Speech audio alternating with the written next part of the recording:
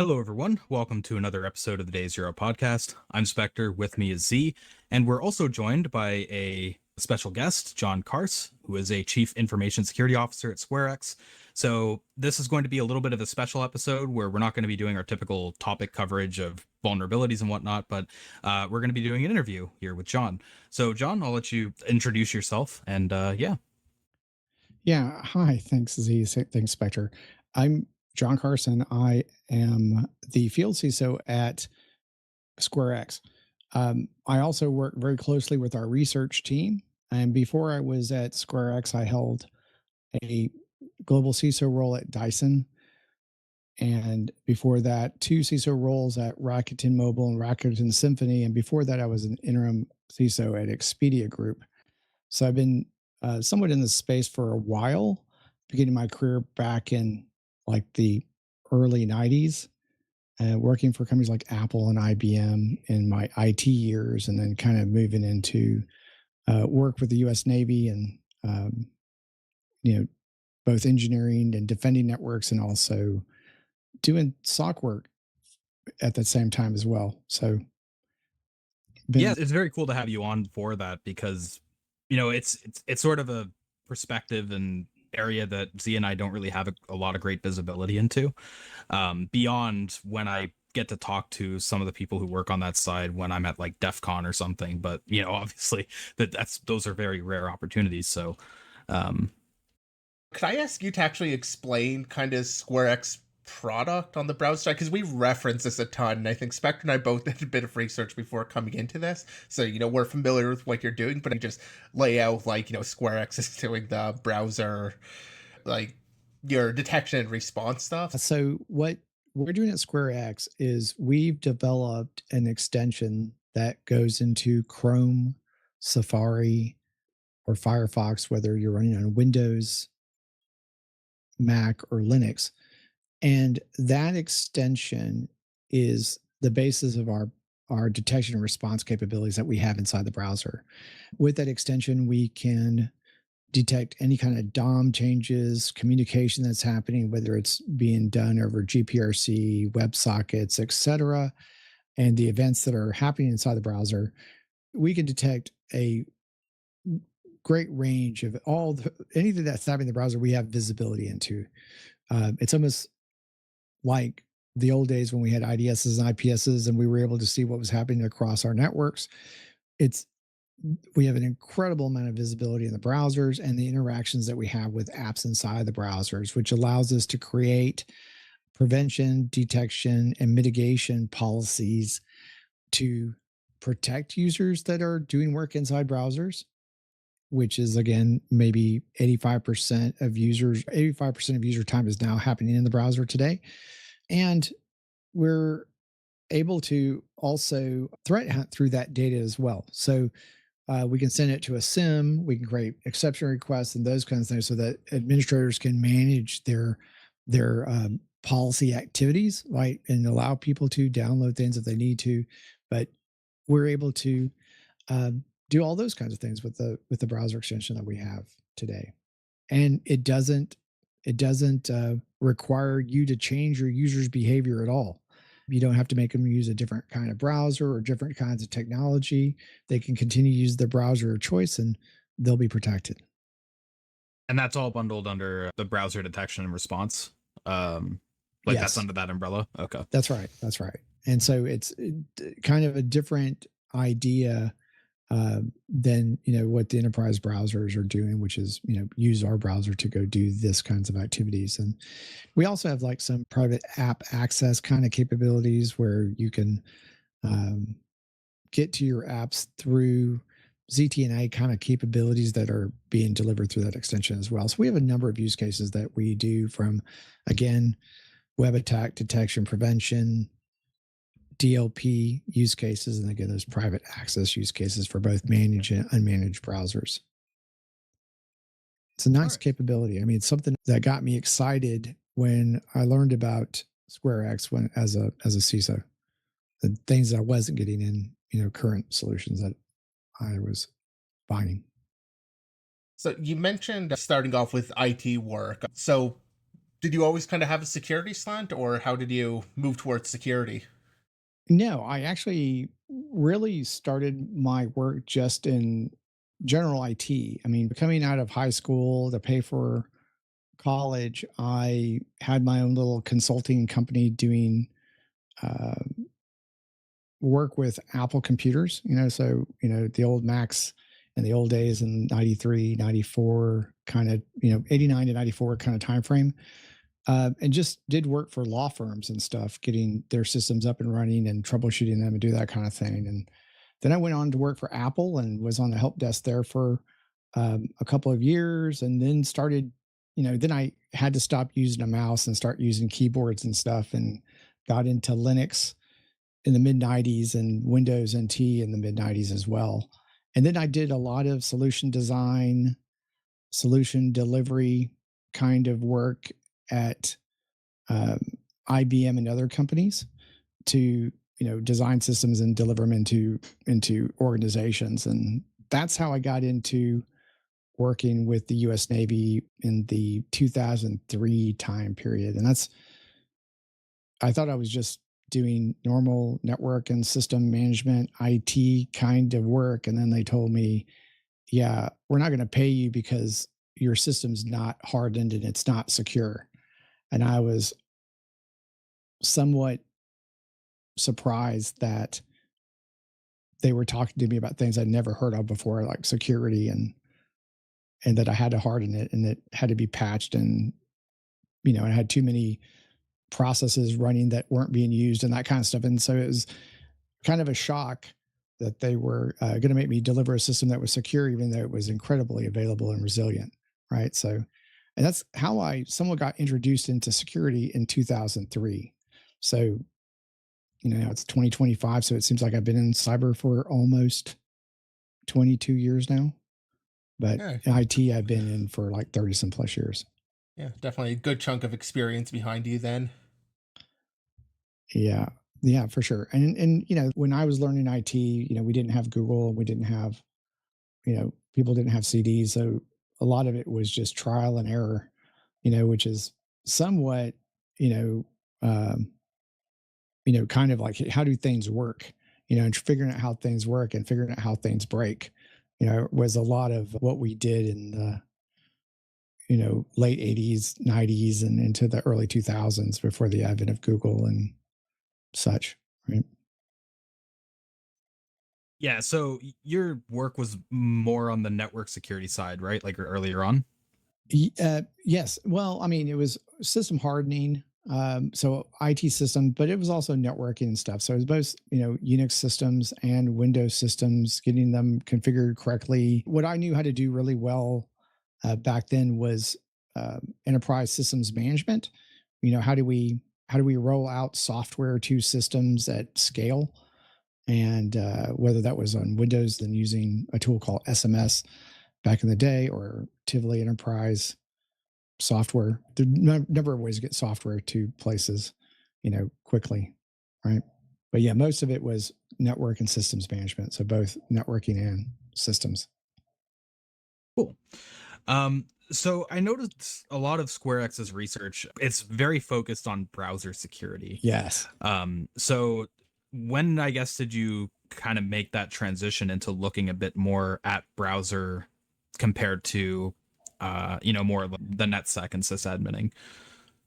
Well, I think that over time, as you learn like what's going on, and how systems work and how applications work, you have areas of focus, right? There's a reality that exists at a point in time that most applications are written this way, and most network connectivity is this way, or most systems are doing something. But over time, that somewhat morphs, and new technologies come out. There's new ways of working. We had certain kinds of problems that we wanted to address, and new technology comes out to fix those problems, and the system kind of morphs over the time. Even though we're still dealing with TCP/IP, and we're still dealing with, operating systems and Windows and Linux and all those kinds of. We're still dealing with all those things, but with the our interaction points also change over time, right? And how software is deployed changes over time. And there's been this somewhat of an evolution from the 90s where everyone had their own data centers or there were co-located data centers and they were working in the office to today where we have a lot of work that's happening in the browser and we're consuming a lot of SaaS applications on our cloud providers. But that transition, I think, is a surprise to people. And I think that's why we started working on the browsers, because the research is showing that 85% of people's time is being spent in the browser today, accessing SaaS applications or whatnot, or even internal apps that are being delivered on the web, because that's the easiest, fastest way to deliver software today is just set up a web server in front of it. That wasn't the way it was in the 90s and the 2000s. And they were really, everyone wrote a custom app using Visual Basic or something. And so as a result, what you were targeting from an attack perspective back then was fat apps, Adobe Acrobat, Java, uh, those kinds of problems, versus today you're mostly targeting identity, and attackers are hiding inside of places that people aren't going to be able to easily block. They're running apps on AWS, Google, or Azure. The likelihood of an enterprise blocking those things is low. So that kind of started moving our focus towards, that did move our focus towards browsers, because that, again, that's where people are and that's where the apps are. So it makes sense to that a lot of attacks happen through the browser, and the sophistication of those attacks is actually getting better. So we need tools that are going to help prevent attacks, detect attacks, and then actually, uh, help us investigate and respond to attacks if that happens. Yeah, and one thing of note, I guess, with SquareX is that choice. The folks on browsers, I've seen a lot of, especially in recent years, a lot more folks on like endpoint protection, Yes, and try to detect things there versus just kind of targeting very specifically the browser. Um, right. Well, I think that's mostly because the browser was at one time just a renderer of HTML. The dynamic parts of it happened on a server, in some data center. And today's browser is almost like a little operating system on its own, right? Where it has different kinds of web communications. I mean, I think that, earlier today I was in a session where the entire, like Google Meets, we're having video conferencing inside the browser. If we need updates to Google Meets, it just happens. There's nothing that has to be delivered to the browser for that to work, right? It's just how we deliver things today.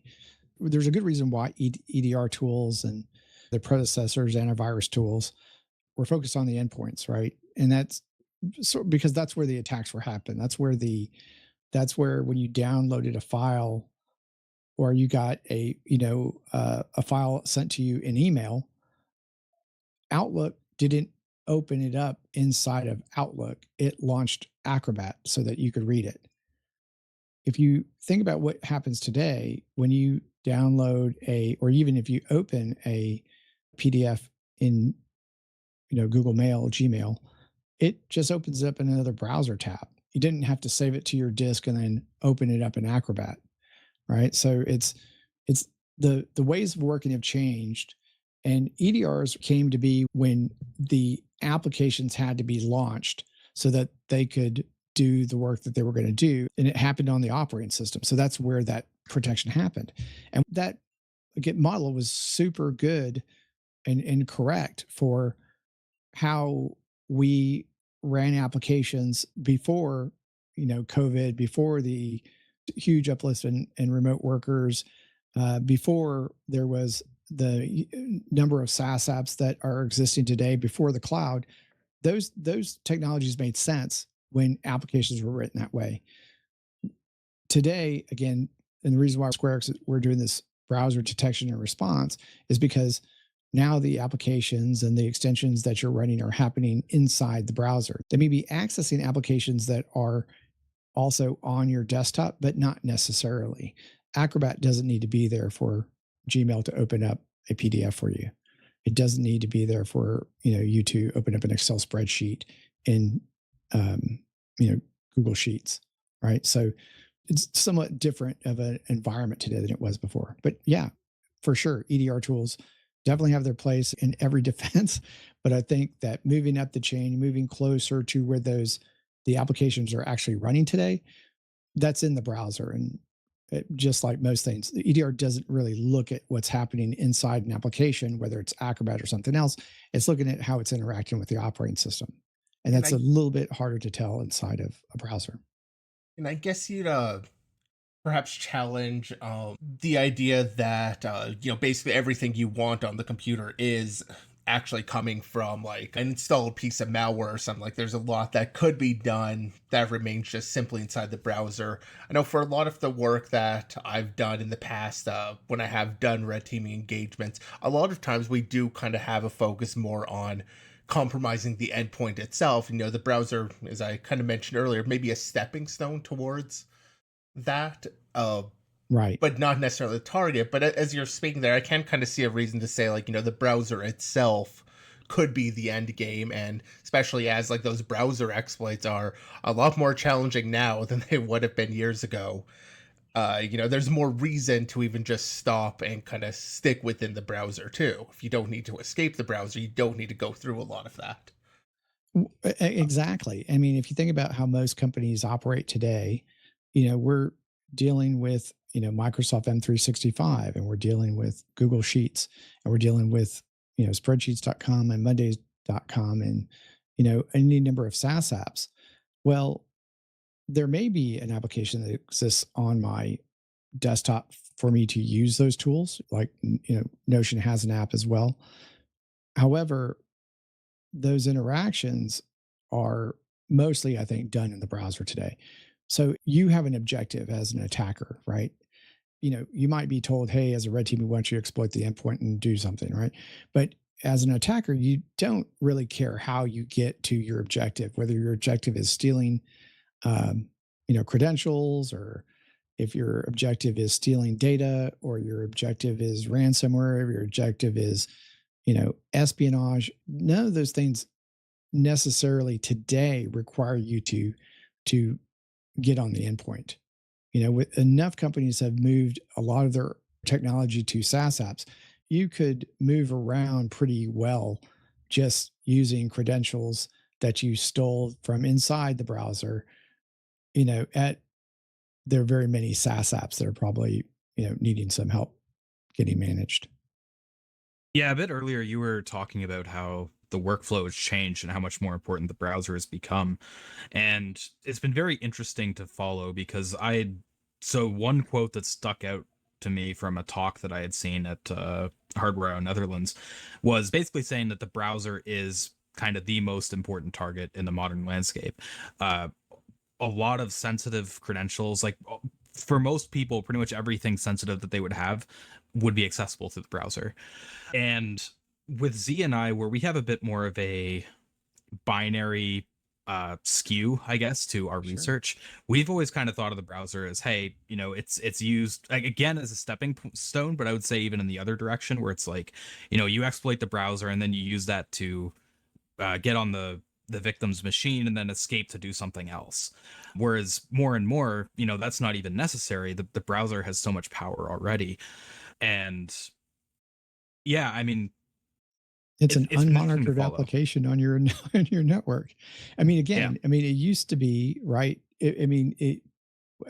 Gosh, I think the last time I saw an actual exploit targeting Chrome might have been 2022, right? Like if you go to exploit DB and you kind of look around, it's like, how often are you able to escape the browser today? Yeah, You know, it's very difficult. There's a lot of layers of mitigation on it. that's right. It's mainly used in like mobile, but yeah, it's rarer and rarer as time goes on for sure. Sure. But, you know, most people have no idea what rights that SaaS apps or extensions are asking for. And those extensions run inside the process. I mean, as long as you can get someone to run your extension, then, you know, since me as a normal user, when they say, hey, I need to have access, I need to have all of these different rights so that I can make make Tetris work inside your browser. If I can get you to waste time with my malicious extension and I give you what you want, you're probably going to give me whatever rights I ask for. And so instead of trying to exploit the browser, which again, I think the attack surface around the browser is pretty well tight. I think they seem to have this under control from what I can tell. Then the next piece is, how do you get your executable running in, on that system anyway, right? So, and again, people are so used to using a browser today that they feel like it's secure because it has a, HTTPS, an SSL icon at the top. It's easy to be tricked into running your arbitrary code inside a browser, by just tricking the users. Yeah, and I guess with extensions, another thing that we've kind of seen before is beyond even, the social engineering of getting someone to install a malicious extension from the jump, you kind of have that other problem of sometimes legitimate extensions being like ownership being transferred, and you have that supply chain style attack as well. Yes, absolutely. And not only that, I mean, the extensions are, bought and sold sometimes by hackers, someone that wants to have an extension that's popular so that they can update their code. There's also, like, I think in like the late December, like the 24th of December, I think we published an article about OAuth permissions and a particular phishing attack that was targeted at extension developers that basically gave that attacker control of that code base. And then the attacker was able to do a supply side uh, attack and get their code into the extension that was being used by um, a lot of different people, right? I think there were like 30 different extensions that had actually been exploited by like, early January.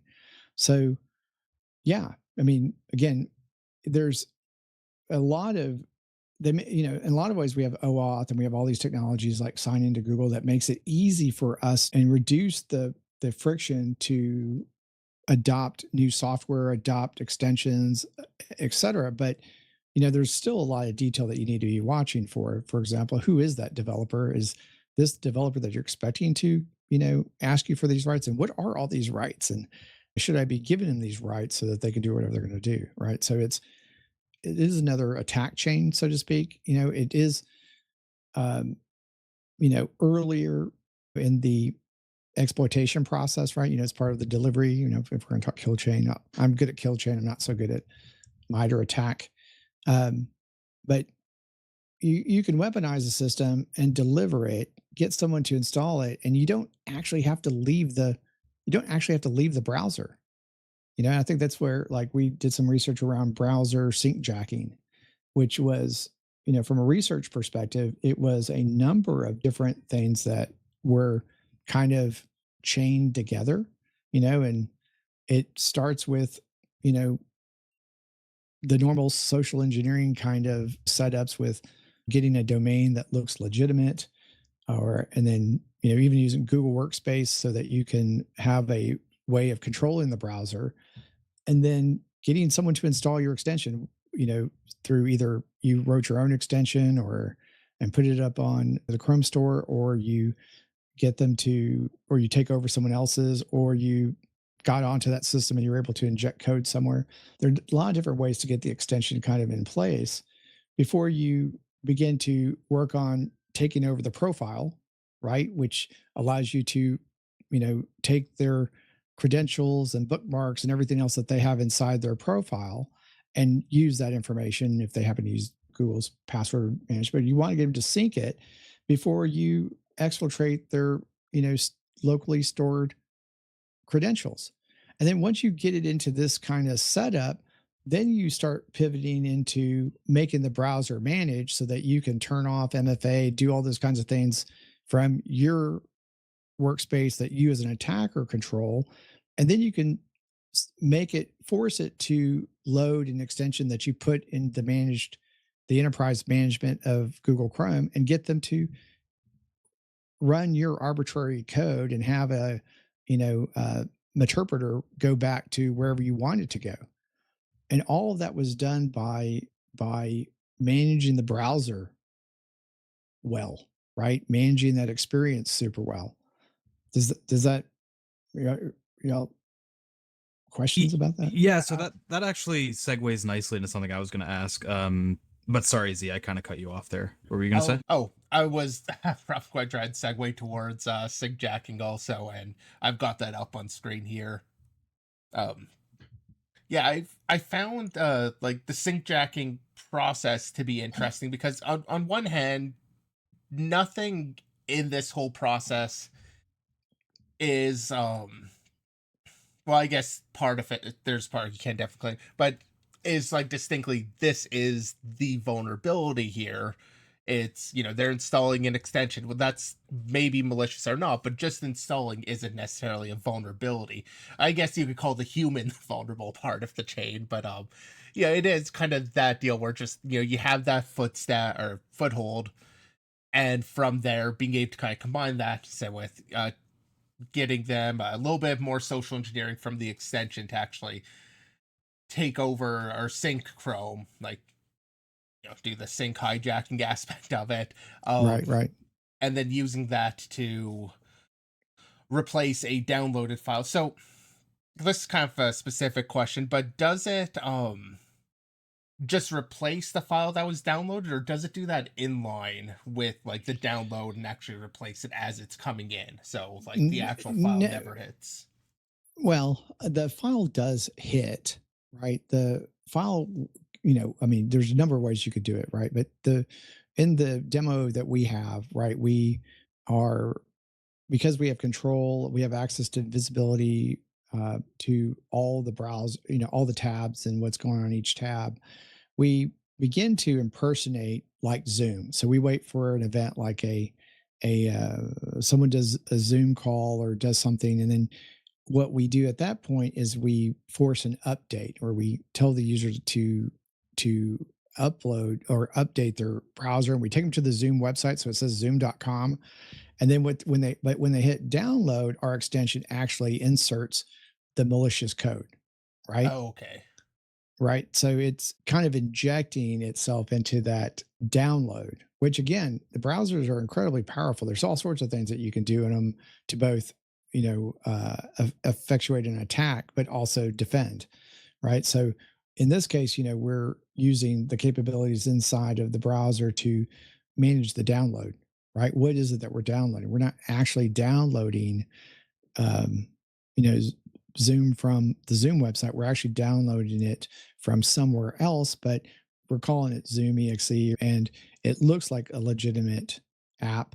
But when it gets started, it runs inside the Chrome process, right? So, and then because of other settings that we put through the managed browser with our and with our malicious extension, we're able to have communication between something that's running on the endpoint and then manage that and proxy those communications through the browser as well.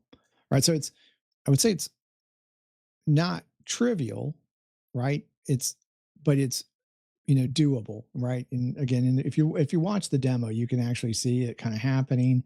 I think when our research team builds these things, they use Gen AI and everything else, and it doesn't take them too long to build these kinds of attack. Days, 2 days, 3 days, kind of thing. And not a team, just one person working on it, right? So it doesn't feel trivial, right? But I think the setup of the system and getting it kind of deployed and ready to go is pretty straightforward. Yeah, so on the topic of the extension-based attacks, actually, I had a bit of a question on, I guess, the threat model or the viability of it. So Mhm. I could totally see a malicious extension and social engineering someone into installing it, working on, your everyday user getting their credentials. But like, how well does this work in enterprise environments? Because I don't have a great view into enterprise, to be fair, so maybe I'm just ignorant on it. But I can imagine a lot of policies and stuff being in place that would prevent, even like being able to install the malicious extensions, or just, it kind of flagging some systems, right? You would hope, right? What you're hoping is that there are those policies in place that people are managing these things. But I think when you look at to like what it is that, like if you look at DISA-STIG from a hardening perspective, how do you harden your browser? And you say, we need to harden Chrome, and here's the critical updates or configuration changes that you have to do in Chrome. It comes down to two of them. One is keep your browser up to date, and two, make sure you're managing extensions, right? That not that you're managing, that your extensions are most up to date. Now the rest of it is like, hey, how do you put a control structure in place so that you can do that? Well, those control environments work really well for Windows systems. They work less on Mac. They work less and less on Linux, right? And then they somewhat predispose that you're going to have certain kind of capabilities in your environment that you may or may not have. So the efficacy of your controls and your control technology that you have to manage browsers, you might be able to manage Chrome, but you probably can't manage Safari or Firefox. They don't have the same kind of capabilities. And if you're a Microsoft environment, it's a little bit more complicated because you're probably trying to use it Intune, and Intune is, it's like, getting Microsoft and Google to work together is a little bit more complicated.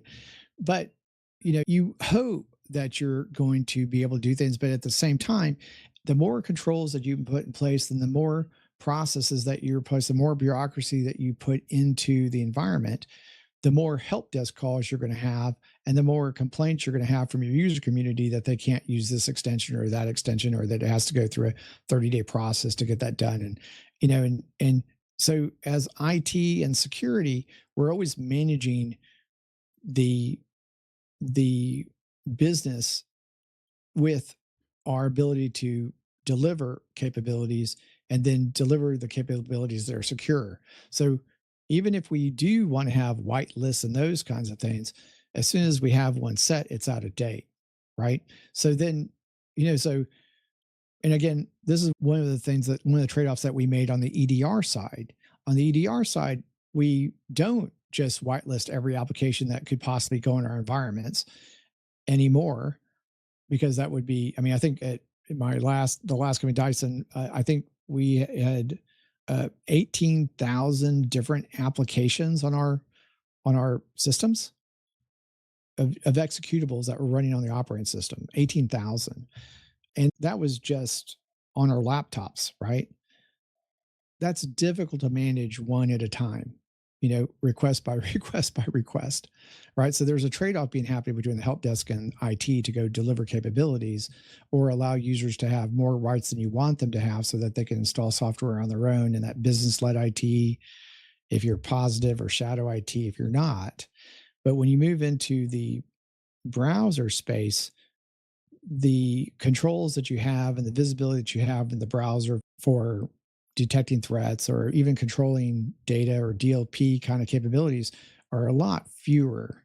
They're just not deployed. And then again, those controls in place are not whitelisting extensions either. Kind of a long-winded answer. I think that's fair. I think you covered it fairly well. I guess the other thing that I had mentioned earlier was sort of that supply chain issue where an extension could change hands or could be compromised or whatever. And then even if it's in, a whitelist, or like, especially if it's a really popular extension. I Right. remember some discussion around this with like ad block extensions specifically, because they're, really popular and pretty much necessary these days.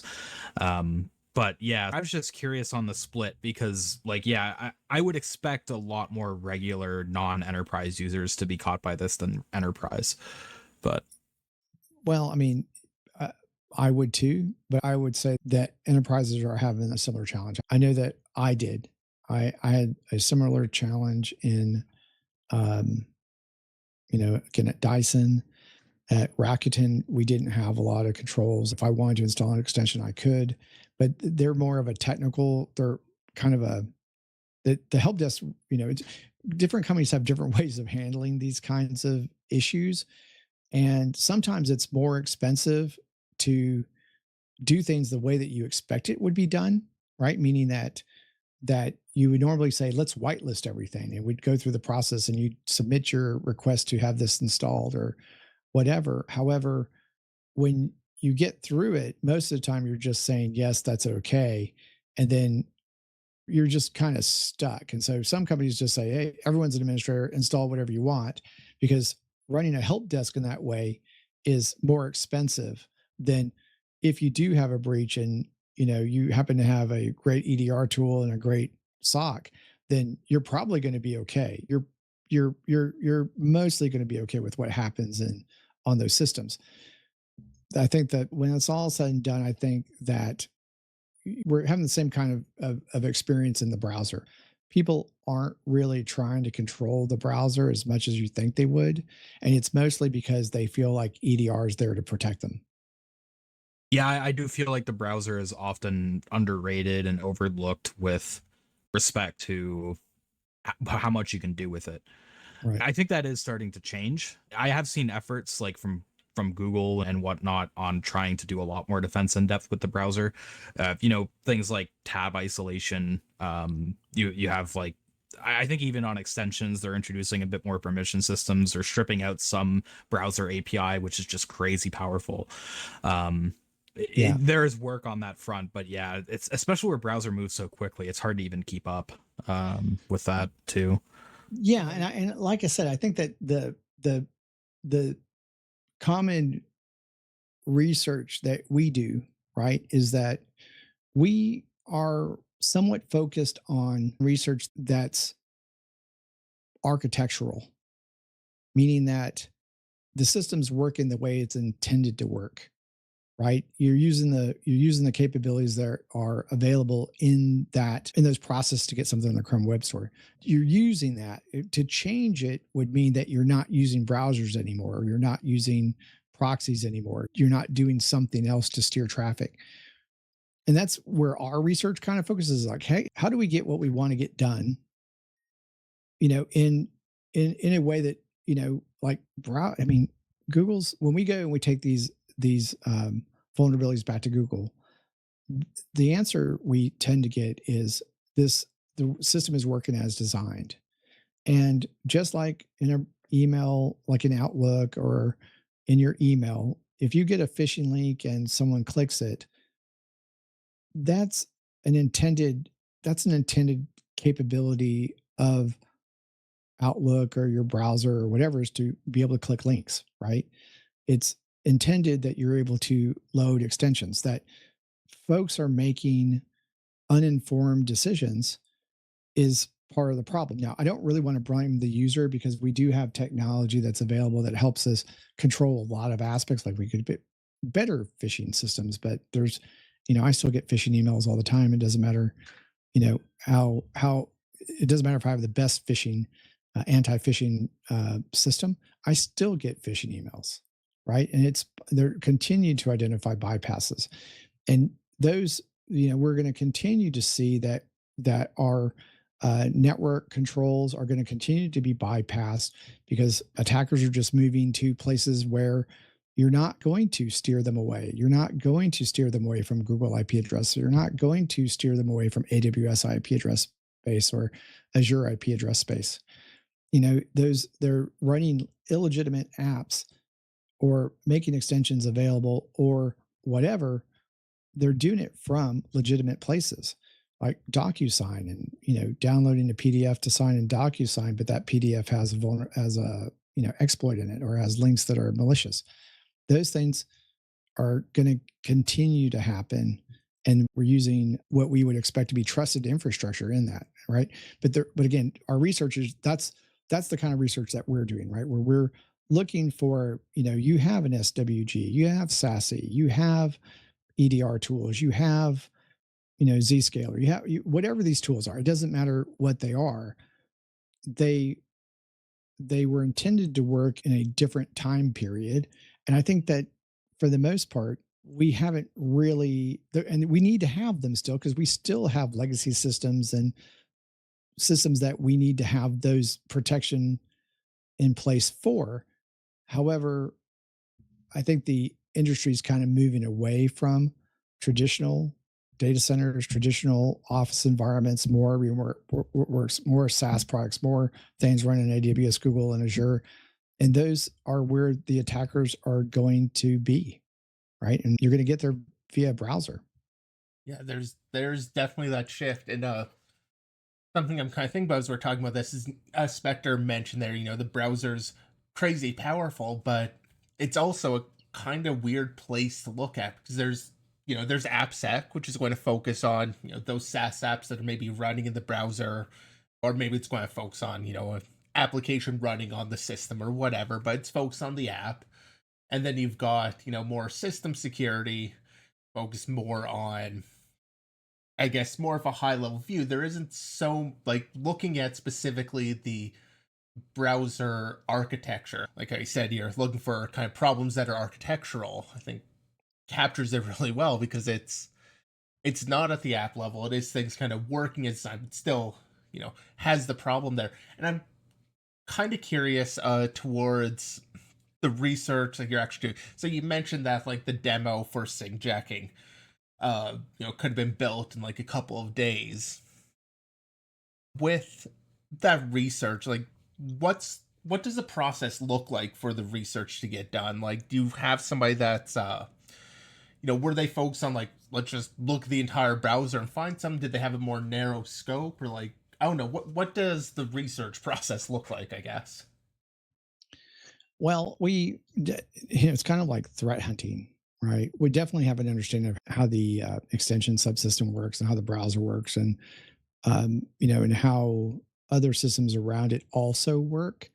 And then we kind of have hypotheses, right, of what it is that may or may not work. And then we run those hypotheses, very much like threat hunting from a cyber threat intelligence perspective, or where we think, well, how can we affect this? And then we go into the process of actually like ginning up, systems that we can test those hypotheses against. And then we go from there to, it works or it doesn't work, or maybe we make adjustments and we run another test. And then we kind of say, well, what if we did this, right? And then so we get something to work, and then we go to the next step, and what's the next piece in the attack chain? And then we come up with some hypotheses of how to get what we want to get done. What's our objective? And then we do it with, with with all of the standard kind of security tools in place, whether it's an EDR or SASE tools or ZTNA tools or whatever, or SWGs. We have all those things kind of available for us in it. And when we're just looking at how do we bypass those, and we set up those tests, and we go again, and then we move our objective along. And then for the browser sync checking, that was, I think, 3 different research pieces that were somewhat strung together to make that impact happen. The impact being, we're now running our own arbitrary executable on your system inside a space, and it's going to always run. So we have persistence mechanisms in place because of how we took over the browser. So those that's what that's I guess somewhat like what the research process And looks like.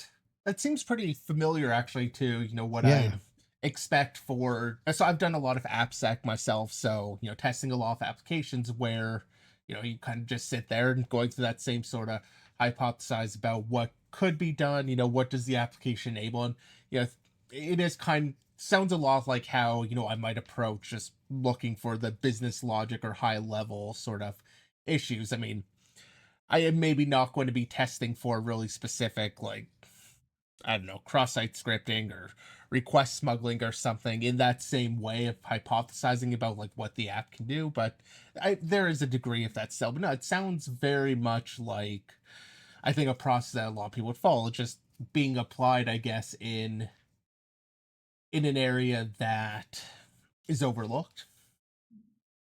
Yeah, I would agree. I think a concept that I learned before that I thought was useful was that we have, attacks evolution and we have attack progression, right? And in the evolution space, it's trial and error. We're attempting to weaponize something, deliver it to a target, and hopefully it gets there and we can progress in our attack. But there's always another progression step, and so there's evolution, there's progression, there's evolution, there's progression.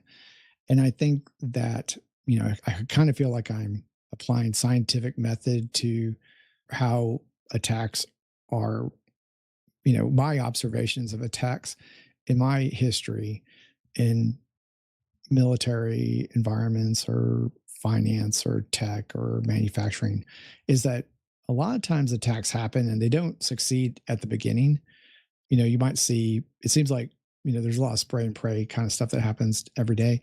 But, if there's some indicator that you're making progress, it kind of fuels the fire that, okay, I can go get this next thing done now. And then, it works or it doesn't work. You might have an idea that it's going to work, but it doesn't mean it's going to work in practice. And I think that's, again, somewhat how you plan for attacks and how you do research seem to be very similar to me with respect to what we're trying to do at SquareX, meaning that our founder is very much attack focused, right? And he really that's what he likes to break things, and he likes to figure out how things are broken and how to take advantage of them, and it's like kind of in his DNA. um and I think that that's what he has lots of ideas on how it is that we can take advantage of things, and how do we create bigger impacts in on systems, right? So I mean, I think as the year goes by, I think you'll see a lot of really interesting research come out from SquareX. I mean, and if you just look at like what's going on in the browser market, I don't think you're seeing anyone else do research. No one's publishing research, that I can see. But I think that like one of the, again, kind of continuing that chain, we if we pivot a little bit to like the polymorphic extensions, it has a very similar setup as the browser Syncjacking. In both cases, we're taking advantage of extensions where we still need to socially engineer and get a user to install the extension, right? Again, by hook or by crook or by taking over supply side, whatever those methods are that we're going to get control of an extension. Oh, and by the way, it's like when the Cyberhaven thing happened in December, um, there was like 30 extensions that were in that list. And I thought that the one of the extensions that I use is like this proxy that I use with SSH, so I can get to a Bastion host and stuff like that off my system. I'm sure y'all do those same things, and that you know, uh, and I thought that that extension that I was using was actually popped as well, but it turned out that it was actually not the extension that I had. It was someone had put on the web store like the same extension, except it was a different developer. They had taken the code and created another version of the extension. And then, it was confusing to me that, that those extensions were so similarly named. I mean, literally it was like the same name and it said version 3 or something like that. But the version I was using was not a version 3 or didn't have that name in the title and stuff. It was totally different extension. Yeah, But that kind of reminds me of you'll see that on apps a bunch where it's like, one app gets popular and then somebody goes and makes like 2 or 3 or whatever of them and yeah, just get yeah, the and install. I know if you want to, right? If you're so inclined, you can download the CRX code. And, if that developer's obfuscating their code or doing different kinds of things, then maybe you will have a problem getting to the code. But for the most part, the code is available when you install the extension. I mean, again, with MV3, manifest version 3 that just Google is, moving us towards, you're not allowed to download code anymore. You can't just take code from somewhere else and inject it into the browser. It all has to come with the extension, right? And so, if it's not obfuscated, then an attacker can just copy that code and relaunch that extension, and it's doing exactly what you expect it to do. It's still going to proxy your SOC server off SSH to your bastion host, but it's attacker controlled. It's a malicious version of the code versus the actual version that you're expecting to be there.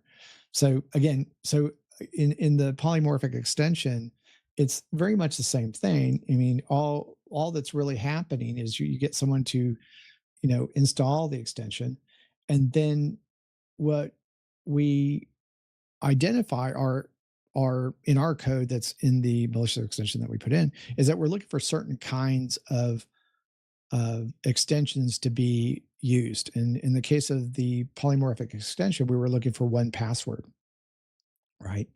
And which, again, is a popular password manager.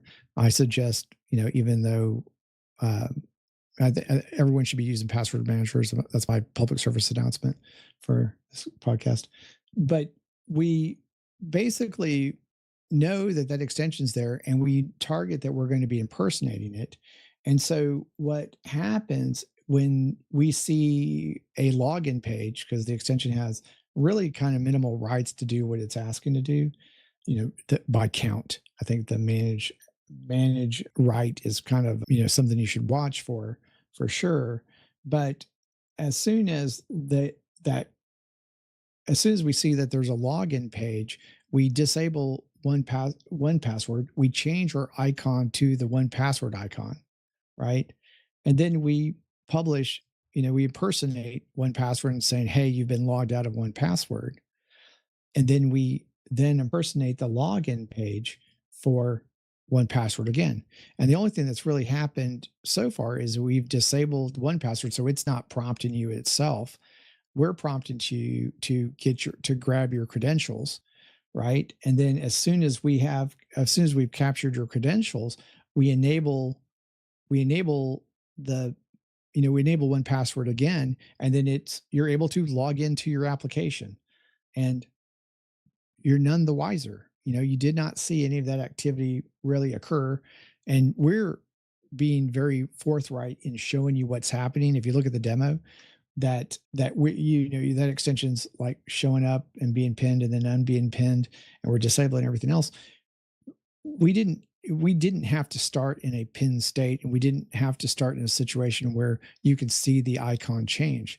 We could have started in a unpinned state, pinned ourselves, change the icon, and then do our activity to capture those credentials. And the impact is huge. I mean, if you're a user and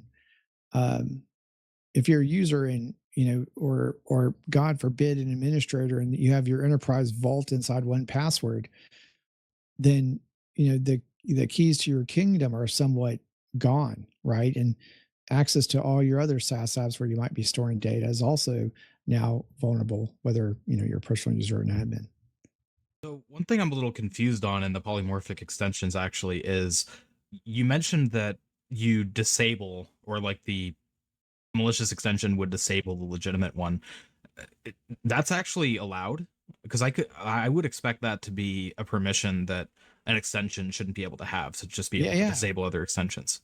Definitely, if you have a way of managing the rights that you allow extensions to have before they are available in your environment, like our tool does, then don't allow that particular right to be used. I mean, if you're going to allow it, that should be on a whitelist that you're allowing that particular extension with those kind of rights. I mean, of course, like our extension requires a lot of elevated privileges so it can do what it does.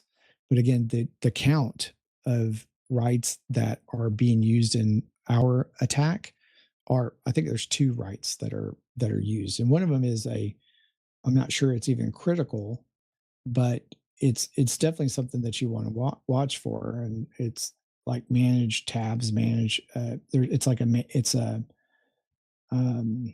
see if I can find it, but it's a manage right that's being requested when that extension is being installed. And again, if you're on your game, then maybe you'll see that and say, maybe this is not the extension for being installed. But um, the likelihood of you really paying attention to that when you're installing extensions are, by our observations, are somewhat not happening, right? The users are not very careful about what extensions and what rights they have, and we have a lot of data about every extension in the web store, and we map that against what Google's recommendations are for those rights. Some of them are more sensitive than other ones, but we tend to run our research with the least amount of rights as possible, so that we can get the job done. And still, just by just having the right kind of permission sets, there's a lot you could do inside of an extension Yeah, with the browser.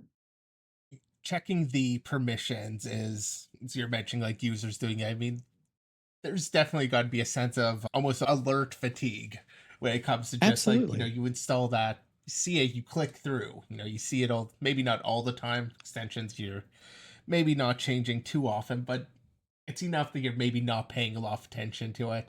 And for anybody kind of interested there, yeah, I guess the permission type you're trying to recall was the management permission, which is information about installed add-ons and allows a number of things. I've got it pulled up here for our on MDN, but kind of shows a lot of things that can be done. I looking at like what that API can do, I don't think that should be exposed. Or if it is, I think that should probably be more like exclusive permission that like Google shouldn't just be handing out to anybody who asks for it. Or I'm saying Google, I'm thinking of Chrome in a lot of these cases, but just any browser. Like I don't think that should be something that can just be asked as any other permission. But yeah, that's a little bit surprising. I haven't done a lot of extension development, so that kind of caught me off guard a little bit, I guess. Right. And but at the same time, that fatigue part of it, every time we go and log in or Google, sign in with Google or sign in with Apple or sign in with whatever, we're being asked to look at a set of requests that this app is making of us. And, we're hoping that that trusted publisher is asking for just what they need, just kind of that, and that's, I'm saying that from a least privileged kind of perspective. However, one, that would put the onus on a developer to really understand what his extension actually needs to run, which I think that we could definitely do more education for developers to understand how to think about least privilege when they're writing extensions, so they're only taking the rights that they need. But again, for OAuth based apps and OAuth based sign-ons, we see that all the time, and we're hoping that. And I don't even know if people are hoping. I hope, as a CISO and as a cybersecurity defender practitioner, that that that's what's happening. However, I've worked with a lot of developers and engineers, and that they just want their stuff to work. They want that feature to be delivered, and they don't know exactly what it is, and it takes time to figure that out sometimes. And that's one of the challenges of hardening systems, and in the first place is just knowing what do you need to make this work and do what it's supposed to do with the least amount of processes or code that you have on the box that could be attacked, right? But I think users don't really understand what they're reading or agreeing to. And No, they're not going to go read the MDN or whatever to see yeah, what their not, what permission is giving. Yeah. right. Well, they're not going to. And again, I think there's a lot of trust, right? You go to the extension web store, whether it's Google's or somebody else's or whatever, and you're or even enterprise extensions, those could be used poorly as well, right? So I think that someone have to be you really, like I said, you really have to be on your game to really kind of see what's going on. And I think that's why these attacks because we don't really feel like we're tricking anybody. We're not trying to say, hey, you have to give us every right. We're just like the most minimal number of rights that we might need. And if someone sees two, are they really going to think about what that means? Or are they going to, but if you ask me for 15 or 20, I might be like, wow, that's a lot of stuff. And maybe if I'm a little bit more cognizant, I might, not install that or not log into that SaaS app, but I'm already there and I'm already signing on. What's the likelihood of me not executing on that as a user, What especially when even if you were taken over, oops, Go ahead. Oh, um, like I said, I think that our demo is realistic, but you may be right. Maybe that's we can all definitely have opinions about one thing whether. that I've kind of done when it comes to the extensions is, I do have more, I guess, security awareness. Like, I'll look at extension and be like, why is it asking for this permission? Does it make Yes. sense? But I am definitely not the average user in that sense who, pays attention. And something that kind of exists on mobile that I don't think exists in the browser, at least not yet, or because it has been a more recent change in terms of mobile permissions, is doing more on-demand permission asking, where you'll have kind of a set of Mm-hmm. optional permissions, and then when the application wants to use one of these privileged APIs, then it seeks permission from the user, and the user has to interact at that point. Because one of the challenges with OAuth and with the browser extensions, you're kind of front-loading everything it might possibly want to do. Right. And for the user, then they're kind of seeing everything, kind of giving keys to the kingdom if the application might need that. And I mean, I know with OAuth there are some optional things you can actually let the user in some flows. Some systems will let it be a bit configurable. Some Mm-hmm. will just take what's kind of sent along, and like if you change that, it's no good anymore. But that sort of on-demand permission things I could make at least a little bit easier for users to be aware, like, oh, this is suddenly asking for management, like that my one pass has never done this before, like it would be a change from the flow that otherwise wouldn't exist. But it could also lead getting back to that alert fatigue where it's just like, yeah, I see this thing all the time, everybody's always asking me for like permission to do X, Y, or Z, and just kind of clicking through. So wouldn't necessarily help, but it is one move in mobile that seems like it might actually be effective in the browser too. Mm. Well, I mean, I think that users are used to being prompted for credentials, right? And to be prompted again, and I'm not sure if I'm, addressing your question or statement, but you know, they're used to it. It is a little bit of a fatigue thing, right? Where it's, you know, I mean, that's why, I mean, I've seen so many attacks where, phishing exercises or phishing, not like actual phishing attacks, right? And things that actually implement, got into, data centers that I was, protecting, where a user gets an email that says, here's, so and so's a spreadsheet with so and so's information, and it's a link. And then to get to that link, you have, your username, your password, and your 6-digit MFA code from, your authenticator. And then people put it in, and the immediate thing that the attacker does is they um, log into the VPN, right? And now they have established a connection and they have access to your network. And that user was just doing what they always do. They didn't really pay attention to the, It's they actually didn't. one of the cases that I've had. I nearly fell for a phishing attack. I guess this was maybe a couple years ago now, but it stands out just as it was kind of one of those cases that, well, this is kind of within my normal flow. It's something that's always happened. It just Mhm. happened to be like a really well timed attack where I had I think it was like I had requested a password change or whatever. I was changing it, and I happened to get a phishing email doing the exact same thing, like right then. So like very well timed, and either that the server was kind of queuing them off on when that happened, or it just was random. Either way, uh, I ended up clicking on it, and what ended up saving me was password manager, because it's like it's not going to autofill on this site. Uh, Right, right. but but nonetheless, like I came kind of close because this was kind of what I was expecting. Like I'm being asked for my creds before accessing the thing I'm trying to access. It makes sense. Yeah, I tend to get those kind of emails from like AWS, Amazon delivery. It's like they Yeah.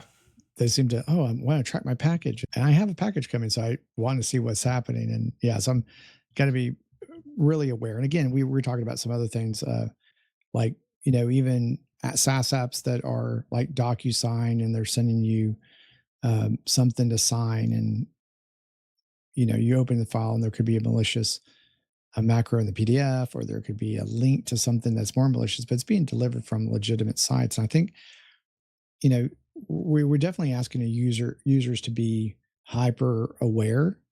And I think that's where I think we as defenders need to up our game. And I think, again, that's one of the reasons why I think SquareX is bringing an innovative product onto the market that is, you know, research led, threat driven, and really trying to prevent the use of the wrong extensions, or not having the wrong OAuth permissions be applied to apps, because there's even legitimate companies somewhat trick you into getting into like a 30-day trial license that you logged in with your SSO, because other people might have that same application, but then they're charging you after 30 days, and it's all based on default permissions that SSO is providing, and it's something else that you got to be watching out for as well.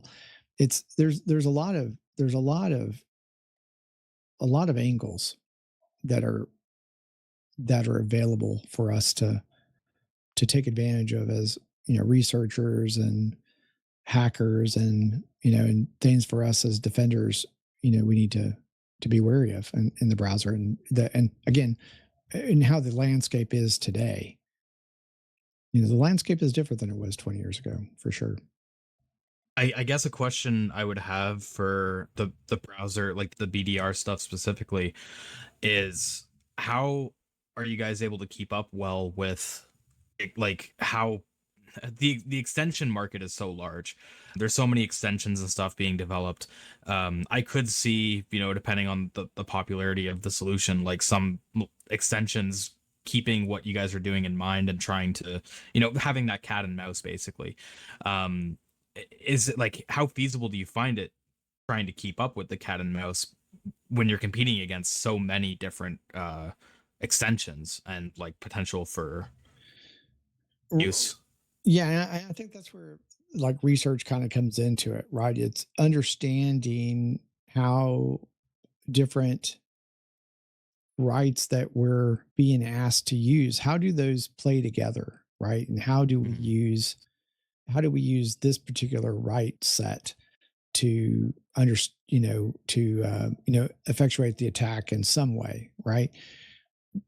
And we do a fair amount of data analysis on extensions and what rights they have and how popular they are and who the developers are and whether they're a trusted developer or not a trusted developer, what reviews are, so we do a lot of like gathering of information about the extensions that are out there, right?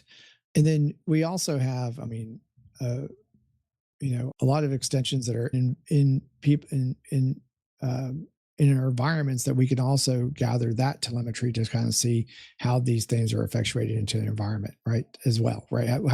What's happening in the environment? So are we seeing attacks occur that we didn't expect? And if we need to get more information or telemetry, there's part of the research process is just getting the information that you need, so that you can kind of move things forward. And this is more understanding how attacks occur or what you see in the wild, so to speak, and bring that, maybe bringing that information back so that you can learn from what's happening out there too, right? So, again, it comes back to, how we're going to, what will happen eventually, right? Is that there will be coverage in the browsers, and then that will be there will be solutions there that help us protect the browsers and what's happening in the browser, because we didn't even talk about the lack of visibility in what tenant you're in, whether you're in a corporate tenant, enterprise tenant versus you're in a personal tenant.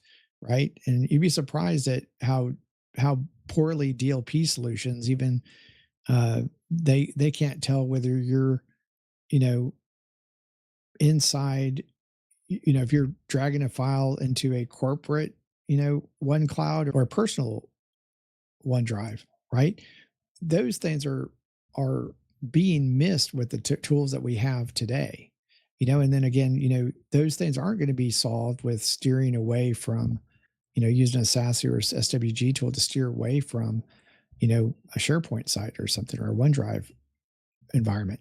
So we got to, be somewhat cognizant that there's a lot of information that we're missing that is available inside the browser that we can use to understand how attacks are happening and how they're being delivered to us. Because again, it's almost like the eyes are the windows to your soul, right? And the browser's the window to that environment, those credentials and those the information that you want to steal, or you want to drop your malicious payload there. It's like a lot of this stuff is happening through the browser, right? And how do we how do we defend that? Again, I think that eventually this too will change, that the browser will be protected and then a new attack vector will, replace it. Right. So just like AV to EDR or proxies to SWGs to SASE, et cetera. Right. We're just going to continue morphing the attacks and how we defend over time. But there's always seams. Architecturally, there's always the seam. The technology is always changing. You mentioned just a moment ago, learning from the wild, or what's seen in the wild. How much of your research is being guided by things actually seen in the wild? Or I guess put another way, do you see a lot of very creative attacks in the wild? 'Cause, I think a lot of things are going to be, just you very early on mentioned, spray and pray and kind of doing the same attack, just tossing it everywhere. But do you also tend to capture a lot that's like maybe novel or interesting or something like that coming from the wild versus your own research? Well, we definitely learn from what happens in the wild.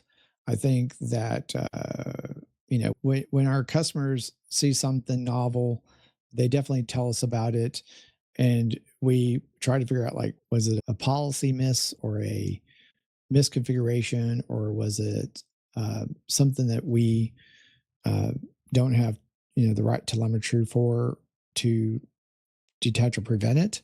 So we definitely learn from what happens in the wild, and we can of course learn more, right, with additional threads to follow up on.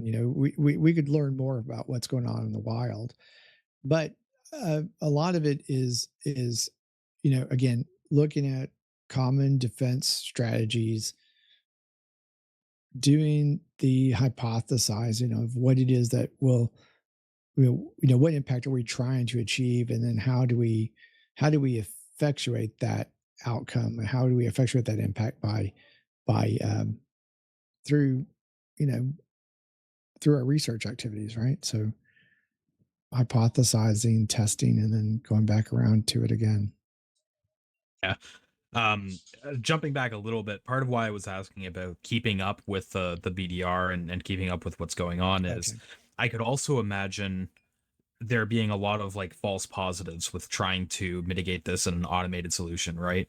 Because I can imagine a lot of extensions, just not even malicious, just being very greedy with the permissions they ask, just because the Absolutely. developers are lazy and don't want to narrow their scope. So I could see things like that. And I could see some behaviors being difficult to detect between being malicious and being innocuous. So I was kind of curious, like, do you find that there are a lot of like false positives that you kind of have to deal with in that way?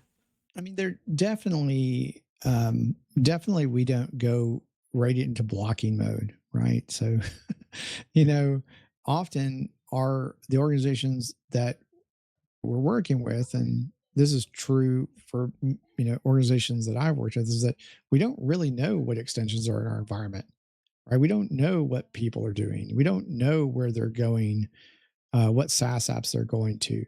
And, the first few weeks is really just, monitoring and getting the information that you need and identifying what's happening in your environment, and then kind of moving from there. And so we can monitor, we can block, we can say that, we can um, defang, take macros out of documents, etc. We can put stuff into isolated browsers and for viewing and stuff like that. So where we're, it's not on your network. So we have a lot of capabilities to mitigate, prevent attacks from, being successful.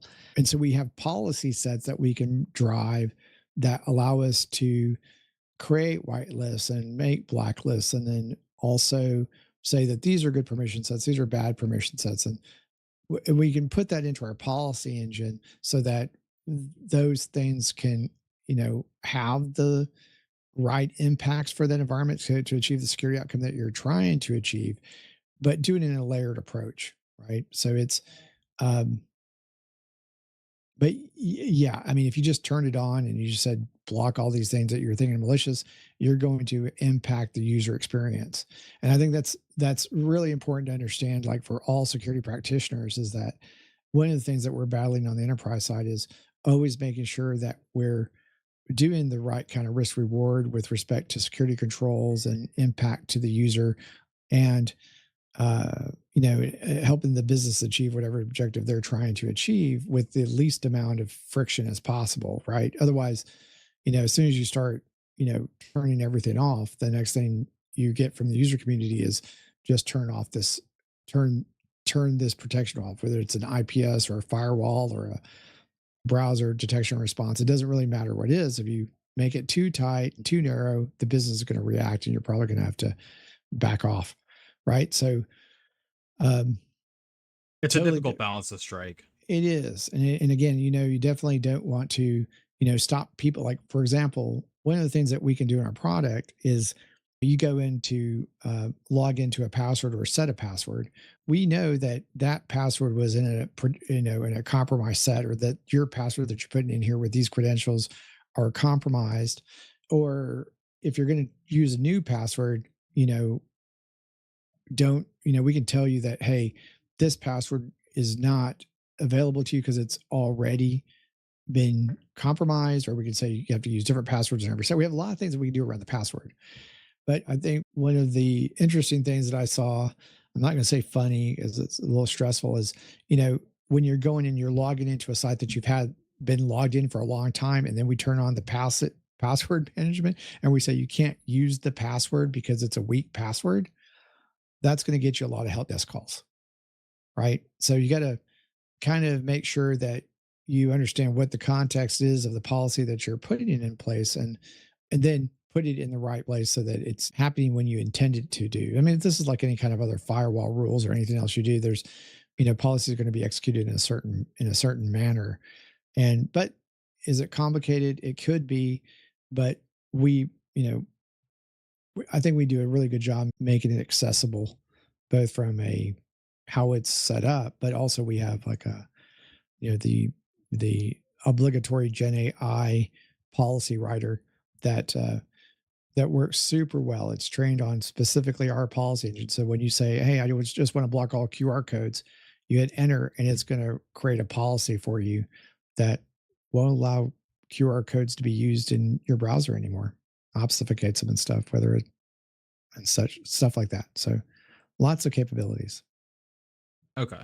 One thing I wanted to circle back, and I apologize, this was a little while ago, but you had mentioned not seeing like research being done by others. Was that on the extension stuff specifically? I didn't catch the full context there. I wanted to clarify. On the extensions, on OAuth, on anything that's related to something that's happening in the browser. I'm not seeing a lot of research. I mean, okay. Share some with me. That'd be great. Yeah, I was actually going to mention we've covered some topics from like GitHub GitHub Security Lab. They've put out some research on browser extensions. I believe we covered this particular post, so I'll bring it up in our episode here.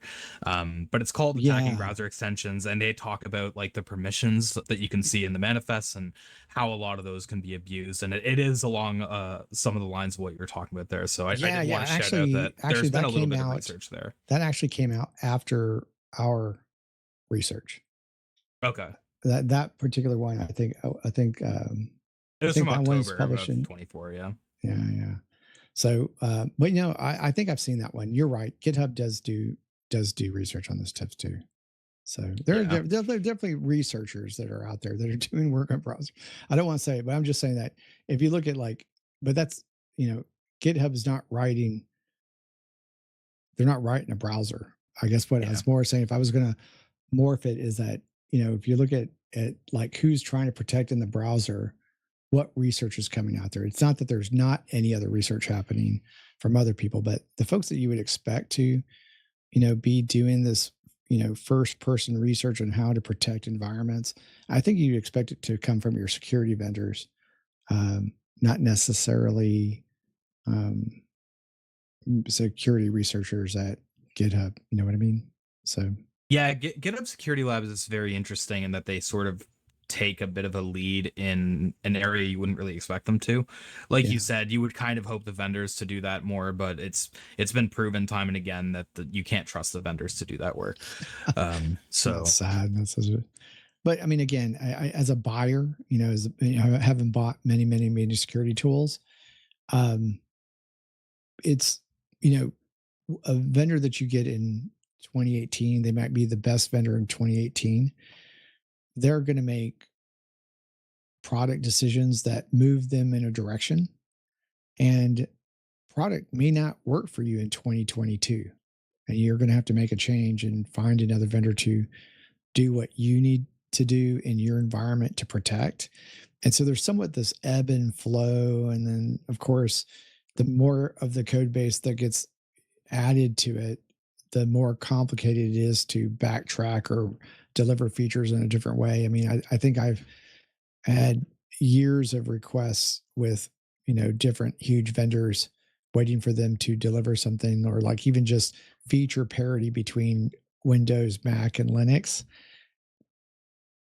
And I don't know if I'll ever see those requests fulfilled, right? Because they, have priorities that are different than my priorities at particular company A, B, or C, or whatever, right? Yeah. So, I definitely don't want to say that things aren't working, but often I feel like even like some of the capabilities in these tools, you're getting a benefit of, even though you don't know it's there or it's not something that you're thinking of.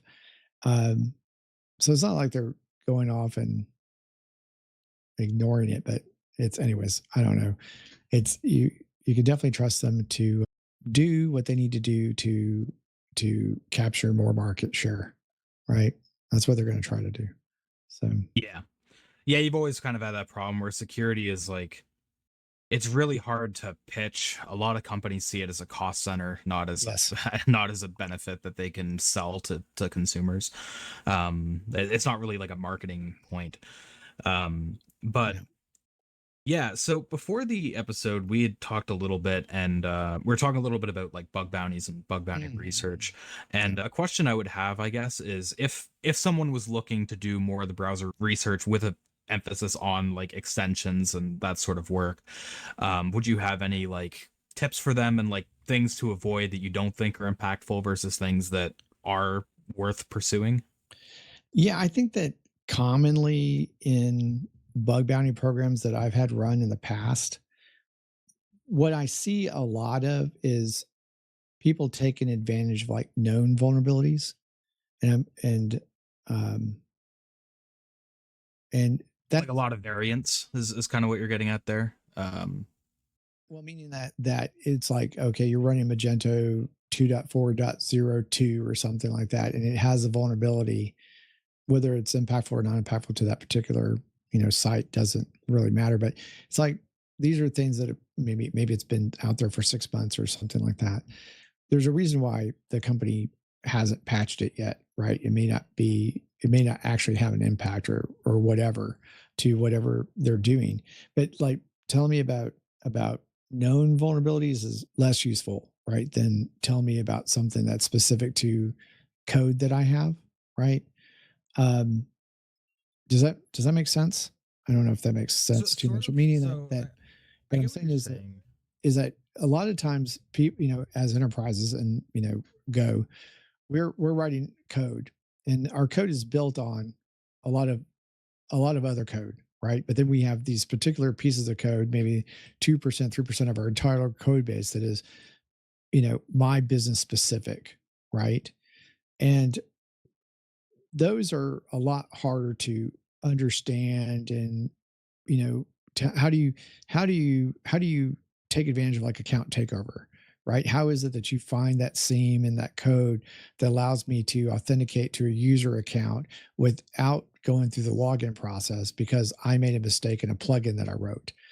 That's super interesting to me as a buyer, right? Because it's something that I'm not going to see in, on a CVE or a CWE, right? So I think that kind of thing that's I think that's kind of an annoyance for me, but not that we don't pay out on that kind of information at times. I think it's, if you can find a novel way of bypassing my WAFs because they're configured a certain way, I think that becomes more interesting.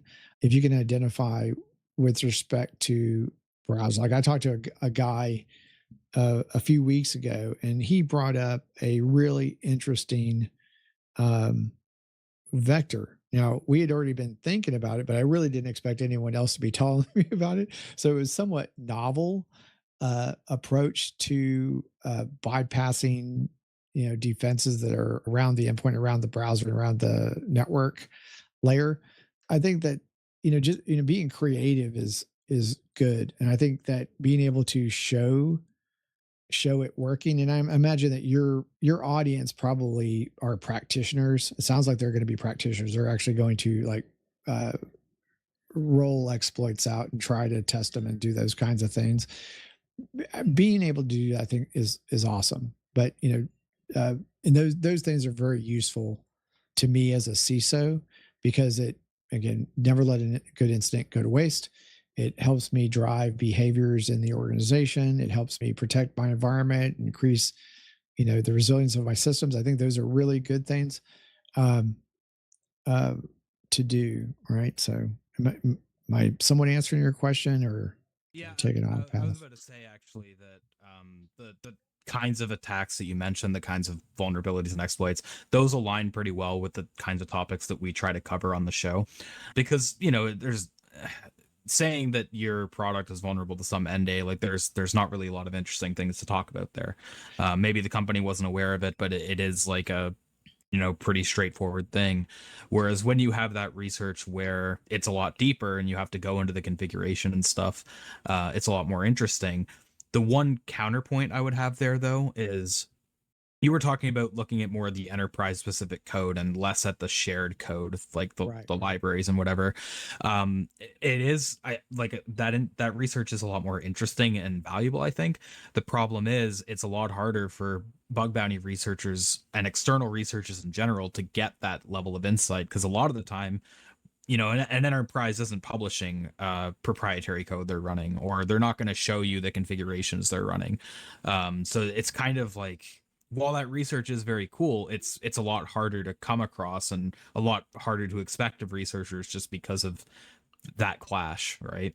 Sure. However, a lot of the code that you need to, like, particularly in the browser, for you to, there's lots of JavaScript. There's a lot of unknown interactions between the JavaScript that you're downloading from different, React and whatever you're going through, right? Or whatever it is that the developers are using to, you won't see the backend code. Like, for example, I'm thinking about a real example in my head right now where, you know, the login code at a bank. Yes, you don't know what's happening on the hash on the back end with how they're doing the passwords, but I've seen attackers take advantage of, you know, seams inside of the JavaScript that's being downloaded from everywhere to make an attack happen. You're right. It is definitely harder to do that. But I think there are interactions where, or even that maybe the user thought or the developer thought that they were doing the right thing, doing X or Y or Z, but because of how their application works, you actually didn't need to log in, right? You could have just gone to, a different URL, but if you were like tracing it, you could see that there was a gap in how the RBAC was working or whatnot. Does that? But anyways, it's For sure. definitely harder, right? But again, but sometimes you have to you haven't you there's also plugins that shouldn't be working together or they're on the same system and maybe there's a particular interaction, and this is another one that I saw where we had two different plugins on a system, and because of how they interacted with an authenticated user, you were able to see what data was in another user account because of how those plugins work together. And those kinds of things are incredibly interesting, right? Meaning that there's not something that you would expect to happen, you know, um, just because you had more plugins on your system. And I'm Can talking about you this is uh, web e-commerce kind of apps. can you elaborate a little bit on that? So like with the last bit that you're talking about with the broken RBAC, like I could see testing on that as being it's an IDOR, insecure direct object reference, like Yeah, yeah. that sort of testing, like you test your. But what you just mentioned with the extension, I'm having trouble kind of visualizing that one as a uh, like, is it that the extension would store information for multiple users, or was it that the extension kind of uncovered more of a backend issue where it would So allow?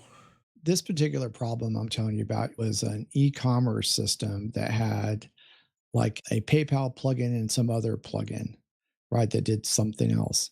And just the interactions between them, there was like a transfer of authorization. I can't remember. This happened a few years ago, but there was like transfer of authorization that happened where that plugin had a problem, and then but as an authenticated user, I could just go look at other people's orders, right? Because there's just some hiccup in it. That's it. That's what I'm saying is it's interesting. I can't tell you exactly how it all worked together, It but sounds like an interesting bug. That's why I'm asking about it. yeah, yeah, yeah. And so I think if we were closer in time to when that happened, then I could probably tell you more about it. But again, we, at places that I've worked at, we have so many developers that are writing custom plugins, um, and and it might have been a custom plugin that we were writing to have it happen. But we had a bug bounty that they explained how it worked and everything else, and it was like, well, crap, that's not what we expected, right? And it was fixed pretty quickly. So I think that's probably why it didn't really kind of stick in my head. I just think there's those are interesting, right? It's anyway. Yeah, no, like I said, it sounds interesting. That's why I was prying for a little more information, but it's totally fair to But you not remember remember all the details.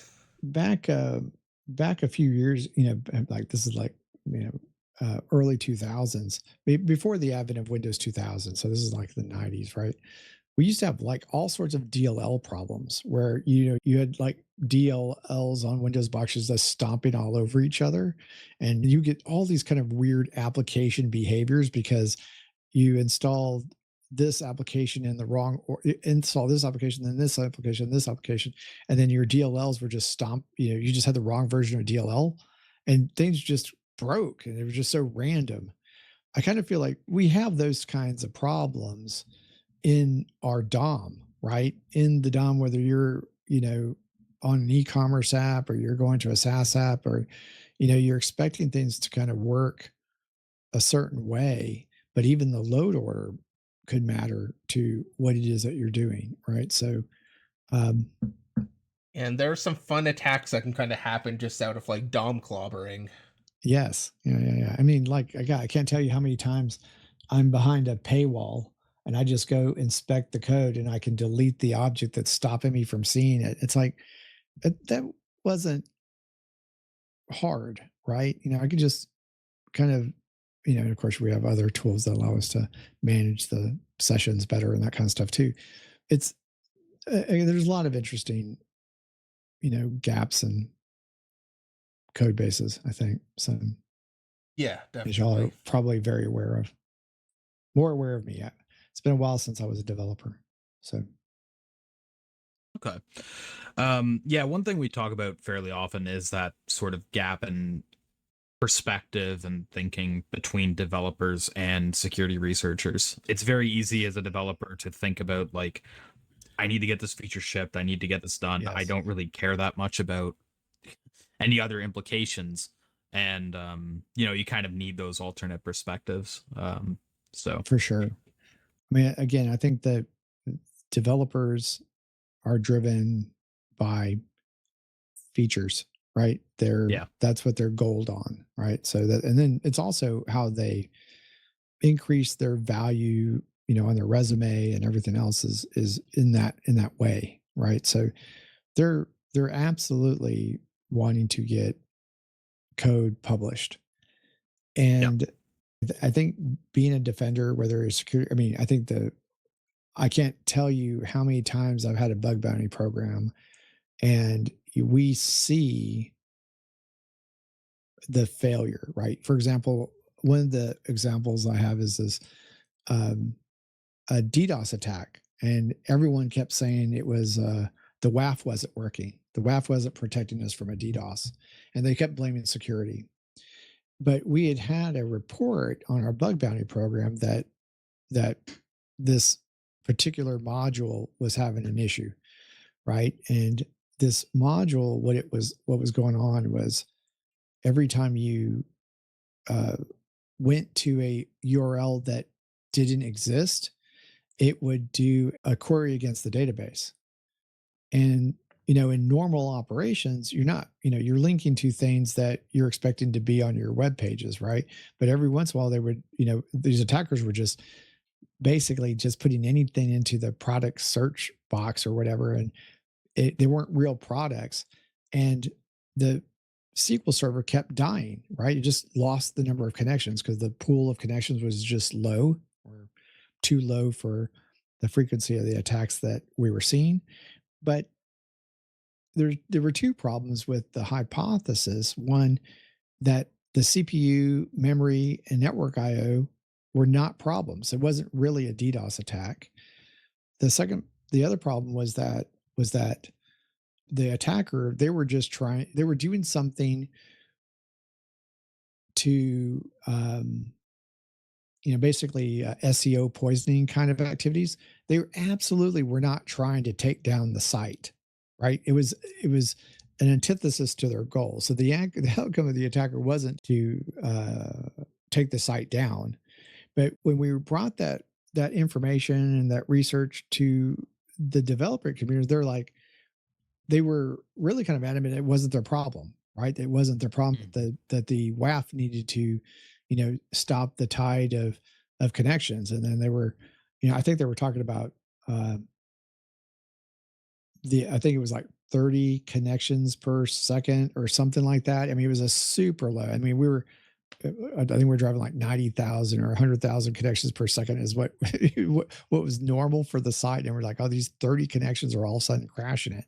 And it turned out to be the input, that what they were accepting as input wasn't filtered in any way. They were just taking any input to go to the database, and that's what was causing the pool to be, the resource pool to be drained, so to speak, and causing the site from not transacting.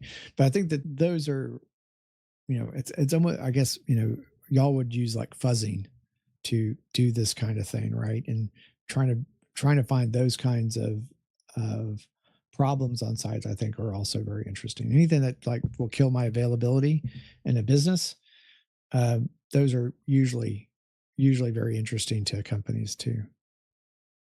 Although I think a lot of bug bounties I've seen don't really like it if you're testing specifically for those issues. Oh, You know what? I don't know why. I mean, that's not my approach because I So in your bug bounty program, you're going to say you can do this and you can't do that because they might find something.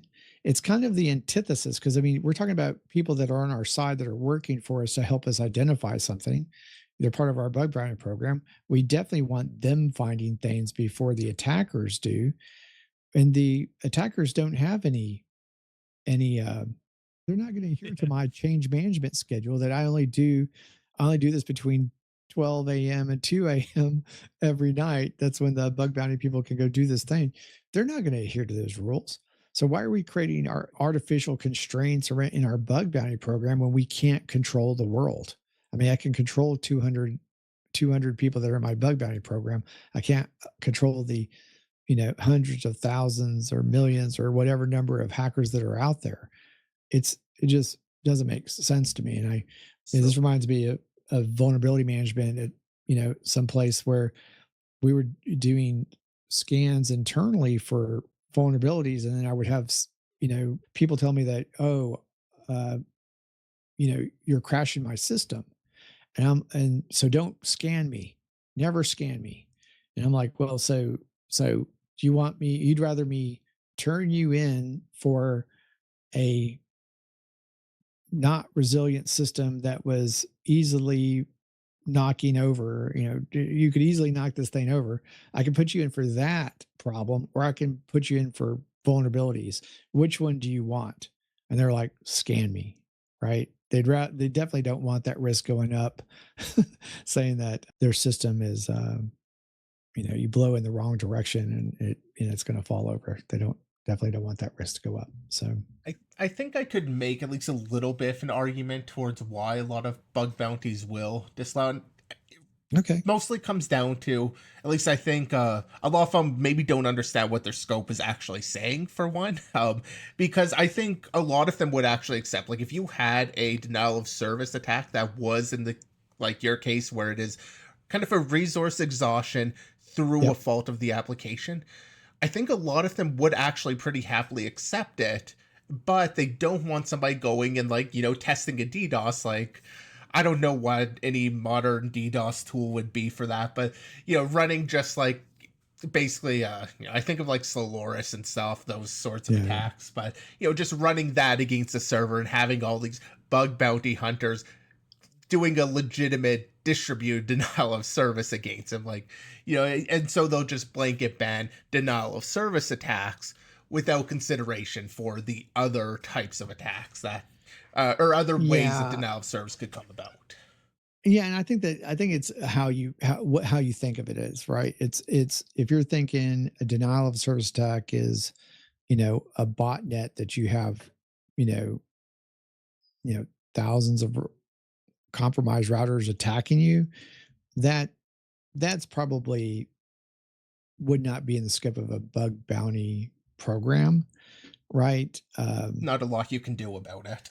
Not a lot you could do about it. And then, but the second part is, but if you are finding a resource exhaustion problem, and it didn't take you anything to do, you just have to craft your request in a certain way, they're going to be interested in it, right? Because that's, we were getting to the point because they were so this particular set of developers where they were so interested in it not being them, right? Is that they were like having us go into the WAF and say if there's any such and such at this ridiculous, we got to the point where our WAF vendor, right, which is a very capable, cloud WAF vendor, right? They were like, we can't set it any lower. I mean, we it's not a volumetric attack. We can't set the system lower. I mean, it's not a capability. It's not. It was just. Do you see my point? It's like they were like, John, this isn't a DDoS. It's not. It's there. It's there's nothing for us to detect here. It's just a request that's not crafted correctly, and you that's I completely see your point on that. Like, I'm completely with you on, like, I think the bug bounty programs would actually like to know about those sorts of attacks, and that is a very different attack than the distribute. It's just in the policy that gets written. yeah, Oftentimes it gets written as no denial of service, and then because that is also kind of the basis for your legal testing. Like, if a company were to decide, actually, we really don't like this research, or we're going to frame this as like, no, it was now service, they broke the terms, we're actually going to start pursuing legal action. That's where, and I mean, most companies, to be fair, are not taking that route. Like, it's rare, but unfortunately, like, don't work those it's companies. there. Yeah, don't work with them, but ideally. Yeah, ideally, but like I said, I think that I would definitely want to know. I think, as a CISO, there's two problems that I'm always worried about. It's data breaches, confidentiality, those kinds of problems, losing, whether it's intellectual property or control data sets or whatever it is. I don't want to have any kind of loss of control of data. But the other thing that is often overlooked is just stopping us from, keeping our systems up and running, whether that means you have WAFs and, DDoS protection or whatever, but also just backup and recovery systems. We have to worry about that part too, even though the business usually cares about availability more than we do, right? They tend to want all of that resilience so they can keep their business systems running. But the number of systems I've seen where, continuity isn't really the yeah. How many times have you called a help desk and they've said, "Oh, my system's acting slow"?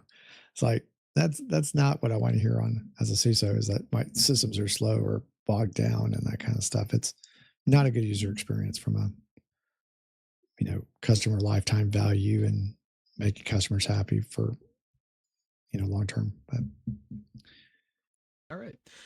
Is there anything else that either of you would want to get into, or should we wrap it up? Because I know we are quite a bit over time at this point. So, well, no, I appreciate the conversation. I don't have anything else, and I appreciate y'all taking the time to let me have this conversation with y'all. I think we covered a lot of good things. Yeah, I've enjoyed this. all right. I think we'll probably wrap it up there. Once again, I thank you a lot for coming on the show and talking and giving more of your time than we originally thought we might go. So Yes, thank you a lot. No, I appreciate it. Thanks for the conversation. I think we covered a lot of really good topics. So I hope your audience enjoys it. I know I did. Thanks. Yeah, and we like doing these interview style content, and we've had requests to do it more. So it allows us to get some insight that we otherwise wouldn't really have, because Z and I just don't really work in that space. So it allows us to get some of that insight. So we appreciate that. But yeah, so we'll wrap up the episode there. So as always, thanks goes out to everyone who tuned in, and we will catch you on the next episode.